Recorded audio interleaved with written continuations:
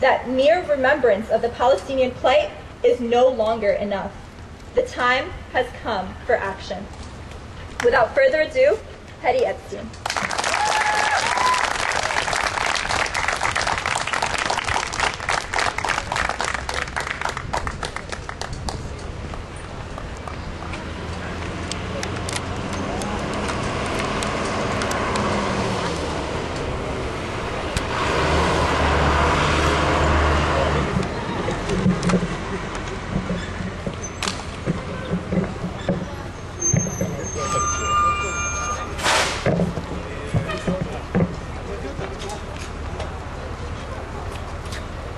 Good afternoon, everyone.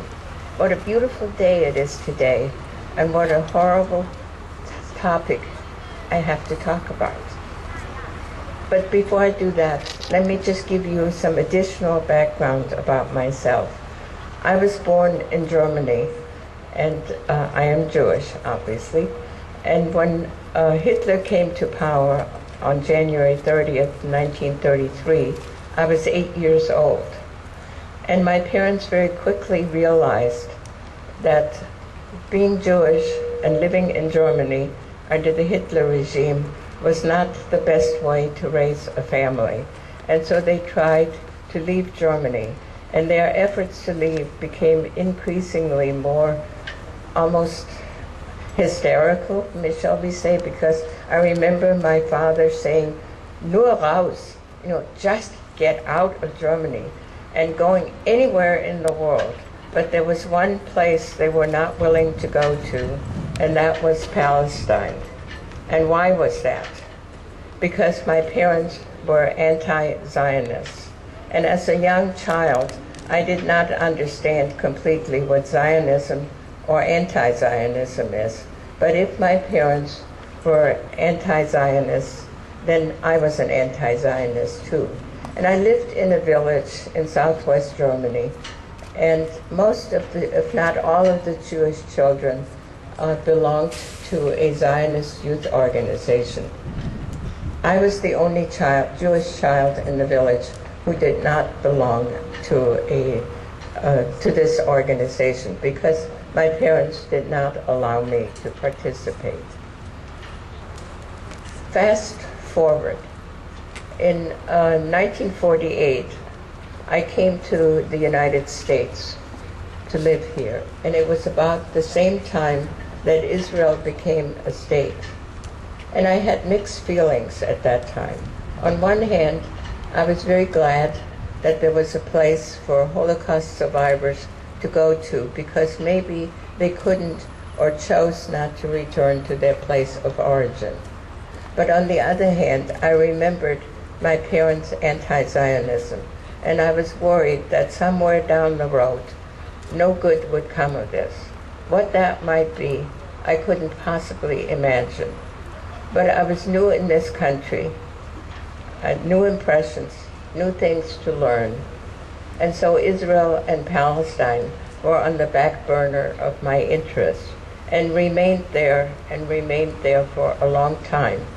But in 1982, I received what you might call a wake-up call. I learned about the massacres in the two refugee camps of Sabra and Shatila in Lebanon.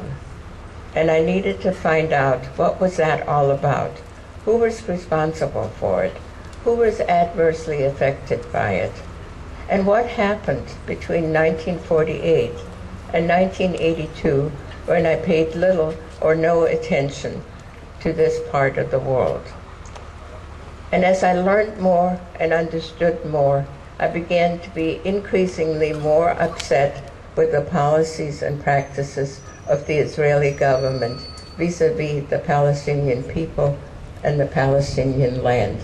And as I understood more and learned more, I began to speak out against those policies and practices and began to speak out publicly. And again, fast forward, in 2003, I was in the Israeli-occupied West Bank for the first time, the first of 5 times since then. And I aligned myself with the international solidarity movement or ISM.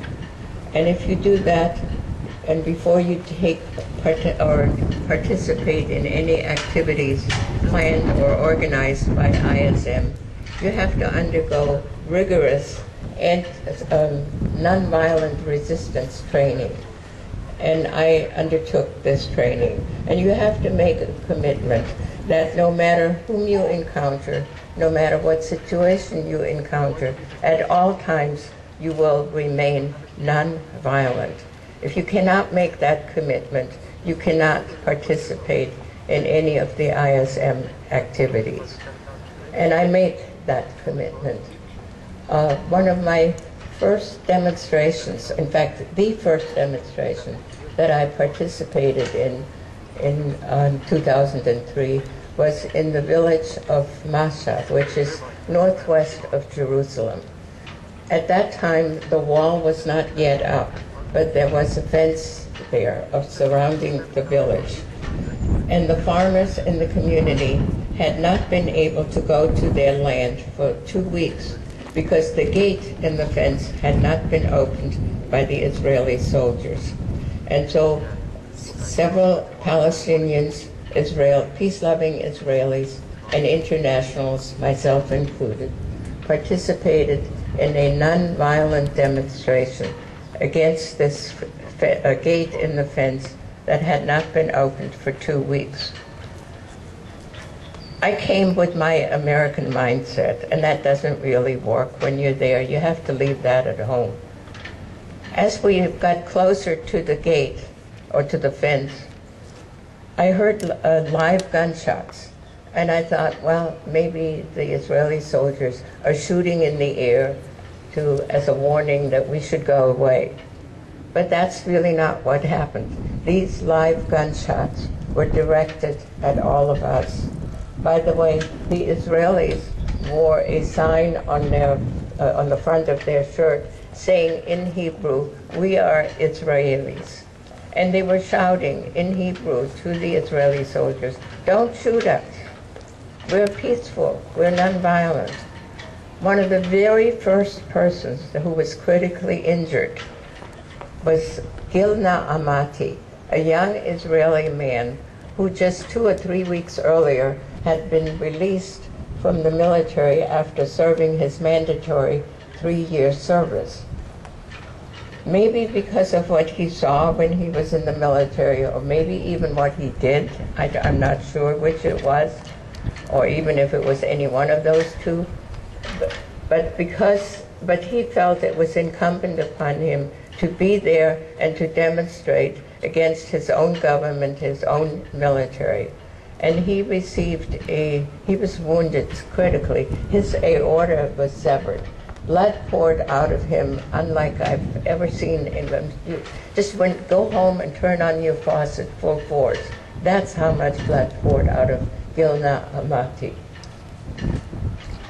One of the people that I traveled with from St. Louis, which is where I lived then and where I live now, was wounded, not because she was shot at directly, but this was a military equipment that or weaponry that the Israelis used. It was a bullet that is shot in the ground, it explodes, and fragments fly in every which direction. And she sustained a wound from one of those fragments. I participated in many other demonstrations subsequently each time that I was there. For instance, some of you, I'm sure, have heard of the village of Bilin. People in Bilin have lost about 60% of their land to the wall that has been built there, to the settlement Modin, which has been built there and which is growing, and where they continue to extend the wall and continue to extend the settlement. And for the past 5 years, not every Friday, nonviolent demonstrations have taken place in Bilin. And the participants, once again, are the people from the village, the Palestinians from the village, from neighboring communities, peace-loving Israelis, and internationals.